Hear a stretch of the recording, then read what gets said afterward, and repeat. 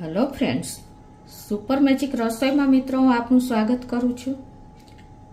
આજે હું ટ્રીક અને ટીપનો વિડીયો તમારી સાથે શેર કરું છું. ગમે તો લાઈક કરજો, શેર કરજો અને નવા મિત્રો સબસ્ક્રાઈબ કરવાનું હવે ના ભૂલતા. બાજુમાં રહેલ બેલ આઇકનને પણ પ્રેસ કરજો, જેથી કરીને લેટેસ્ટ વિડીયોની માહિતી તમને ડેઈલી મળતી રહે.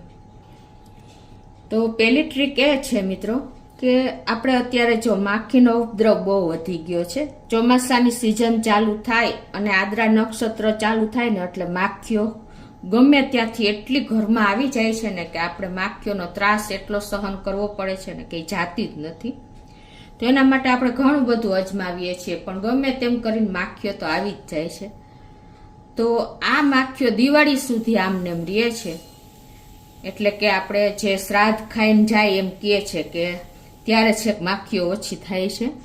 તો આજે માખીઓના ત્રાસમાંથી છુટકારો મેળવવા માટે તમારે ઘરગથ્થુ હું તમને એક ઉપાય બતાવું છું કે એના માટે તમારે શું કરવાનું છે કે આપણે જે ફટકડી હોય છે, આ રીતે આપણે માર્કેટમાં કરિયાણાવાળાની દુકાને ફટકડી મળી જાય છે. મિત્રો, આ ફટકડી માખીઓને ભગાડવાનો અક્ષીર ઉપાય છે.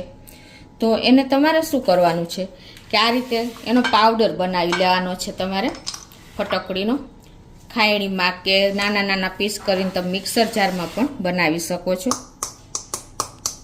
આ રીતે એકદમ સરસ, જો કે પાણીમાં ફટકડી જાય એટલે ઓગળી જ જાય છે. બહુ બારીક ન કરો તો પણ ચાલે, પણ આ રીતે પાવડર કરી અને આપણે જ્યારે ઘરમાં પોતા લગાવીએ છીએ એ પાણીની ડોલમાં તમારે 1 ચમચી પાવડર દરરોજ નાખી દેવાનો અને પછી એનાથી તમારે પોતા કરવાના છે.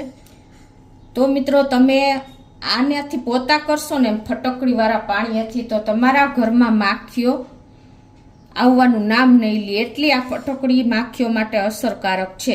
અને હંમેશા તમારે અઠવાડિયામાં 3 થી 4 વખત તો આનાથી પોતા કરવાના જ. તમે એક વખત કરશો તો માખીઓ એક દિવસ નહીં આવે, પણ તમારે રેગ્યુલર કરશો ને તો તમારા ઘરમાં માખીઓની આની સ્મેલ કાયમ રહેશે ને એટલે માખીઓ ક્યારેય ફરકશે નહીં. અને તમને માખીઓથી આપણને ઘણા બધા રોગ થાય છે. બાળકો નાના હોય છે તો ઘણી વખત ઇન્ફેક્શન પણ લાગી જાય છે.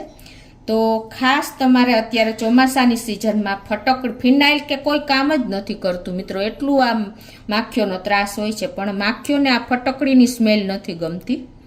એટલે હંમેશા તમારે દરરોજ પોતાની ડોલમાં 1 ચમચી ફટકડીનો પાવડર નાખી અને એનાથી પોતા કરજો. અઠવાડિયા પછી તમે જોશો કે તમારા ઘરમાં એક પણ માખી નહીં હોય. તો આ ટ્રીક તમને ખાસ અત્યારે આ સિઝનમાં ઉપયોગી થશે મિત્રો. હવે માખીઓના ત્રાસમાંથી છુટકારો મેળવવા માટેની બીજી ટ્રીક એ છે, એ પણ હોમ રેમેડી છે. તો એ પણ તમે ઘરમાં અવેલેબલ હોય ને એ જ ઇન્ગ્રેડિયન્ટનો ઉપયોગ કરવાનો છે. કોઈ જાતના કેમિકલ કે બહારથી કોઈ પણ જાતની દવાઓનો સ્પ્રિંકલ નથી કરવાની. તો એ રીતે તમારે એમાં શું કરવાનું છે, આ રીતે કાંદો લઈ લેવાનો છે. આપણે કાંદા તો ઘરમાં હોય જ છે. તો આ રીતે કાંદાનું ઉપરનું ટોપ કટિંગ કરી અને પછી તમારે એમાં આ રીતે સેજ આ રીતે અંદરથી આવી રીતે અંદર ડીપ ખાડો કરી નાખવાનો છે. એટલે આમાં શું થશે કે આ કાંદાની સ્મેલ હોય છે ને એ પણ માખીઓને ઘણી વખત એકદમ આમ ગરમ થાય ને એટલે નથી અનુકૂળ આવતી. તો આવી રીતે ખાડો કરી અને પછી તમારે બતાવી દો, આ રીતે કાંદો રાખી અને એમાં તમારે આ ચોખાનું તેલ આવે છે એ નાખી દેવાનું છે. તમારે જેટલો ખાડો કરવો એ પ્રમાણે કાંદામાં થયો હોય એ પ્રમાણે તમારે તેલને ભરી દેવાનું છે આ રીતે. અને પછી તમારે આપણે દીવાની વાઈટ હોય છે ને એ પણ મૂકી દેશું અને એ પહેલાં આપણે કપૂરની એક ગોળી મૂકી દેશું. આ રીતે કપૂરની ગોળી તમારે તેલની અંદર જ મૂકી દેવાની છે. કાંદાના ખાડામાં આપણે તેલ ભર્યું ને એમાં જ. અને પછી તમારે એક વાઈટ મૂકી દેવાની છે આ રીતે. એકદમ સરસ સેટ કરી દેવાની. અને હવે તમારે આને પેટાવવાની છે, એટલે કે માચીસથી તમારે દીવો કરી લેવાનો છે.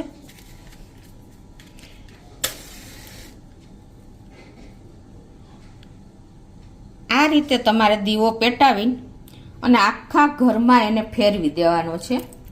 એટલે શું થશે કે આ કપૂરની સ્મેલ ચોખાના તેલની સ્મેલ અને કાંદાની સ્મેલ બધું મિક્સ થશે ને એટલે તમારા ઘરમાં માખીઓને એની એકદમ સ્ટ્રોંગ વાસ આવશે, એટલે માખીઓ ફરકશે પણ નહીં.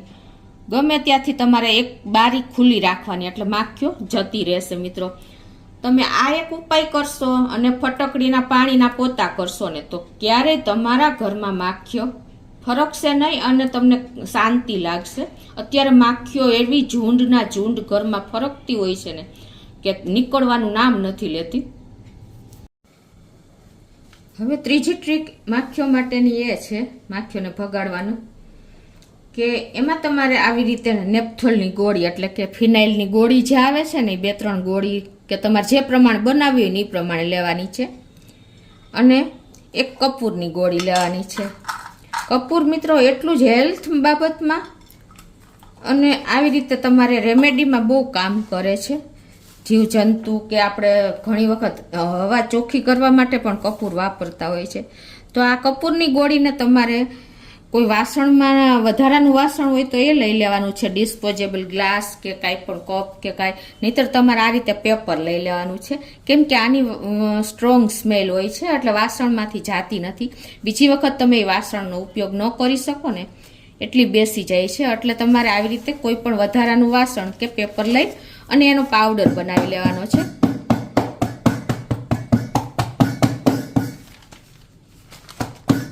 આવી રીતે એકદમ સરસ પાવડર કરી નાખશો ને એટલે કપૂર અને ફિનાઇલ બંને સાથે જ રાખી છે. 2 આપણે ફિનાઇલની ગોળી હોય તો 1 કપૂરની ગોળી નાખી દેવાની.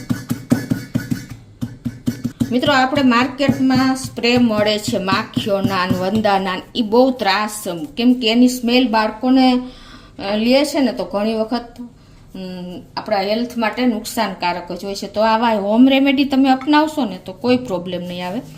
હવે આ પાવડરને તમારે એક વધારાના વાસણમાં લઈ લેવાનો છે.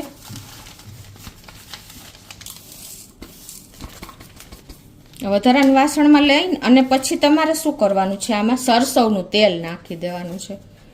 સરસવનું તેલ આપણે ગુજરાતી લોકો વાપરતા નથી પણ રાખીએ તો છીએ જ. તો આ રીતે મિક્સ કરી દેવાનું છે. આ જે કપૂર આપણે ફિનાઇલની ગોળી અને કપૂરની ગોળીનો પાવડર કર્યો ને એમાં મિક્સ કરી લેશું. આ રીતે જો આપણે મિક્સ કરી લીધું છે. હવે તમારે આ લિક્વિડને શું કરવાનું છે ખબર કે કોઈ પણ માટીનું વાસણ લઈ લેવાનું, કોળિયું કે કાંઈ પણ એવું હોય ને એમાં તમારે આ લિક્વિડ નાખી દેવાનું છે.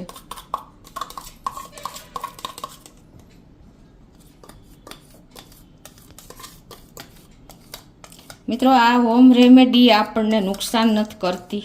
નાના બાળકો ઘરમાં હોય કે વડીલો હોય, શ્વાસમાં ન જાય ને એટલે આ બધું કાંઈ આપણને હેલ્થ માટે સારું જ હોય છે. હવે એમાં આપણે તમાલપત્રો નાખવાના છે. 1-2 પાંદનો ભૂકો કરીને આ રીતે તમારે નાખી દેવાનો છે ઉપર.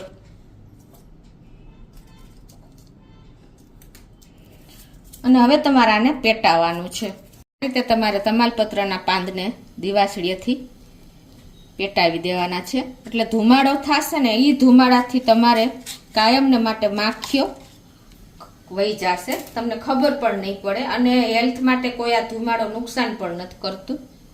તો આ રીતે તમારે એને ચાલુ કરી દેવાનું છે એટલે તેલ સાથે તમાલપત્રની પણ સ્મેલ આવશે અને આ રીતે તમારે કન્ટિન્યુ ચાલુ રહેશે. આ રીતે તમારે તમાલપત્ર, તેલ, કપૂરની ગોળી અને ફિનાઇલની ગોળી હશે ને એટલે આ ધુવાડો થશે. આ ધુવાડાથી તમારે માખીઓ કાયમને માટે દૂર થઈ જશે. જુઓ મિત્રો, તો મિત્રો મેં આજે તમારી સાથે માખીઓને ભગાડવાની 3 ટ્રીક શેર કરી છે. તો 3 એટલી જ ઉપયોગી છે. દરરોજ તમારે પાણીમાં ફિનાઇલનો પાવડર નાખવાનો, આ રીતે તમારે સરસવના તેલ અને કપૂરનો ને ફિનાઇલની ગોળીનો પાવડર બનાવીને અને તમાલપત્રના પાંદને આ રીતે પેટાવાના તો પણ એનો ધુમાડો થશે. અને કાંદાનો એ પણ એટલું જ ઉપયોગી છે મિત્રો. તો ચોક્કસ તમને આ માખીઓના ત્રાસમાંથી છુટકારો મેળવવા માટેની હોમ રેમેડી કામ લાગશે. ગમે તો લાઈક કરજો, શેર કરજો અને નવા મિત્રો સબસ્ક્રાઈબ કરવાનું તો બિલકુલ ના ભૂલતા.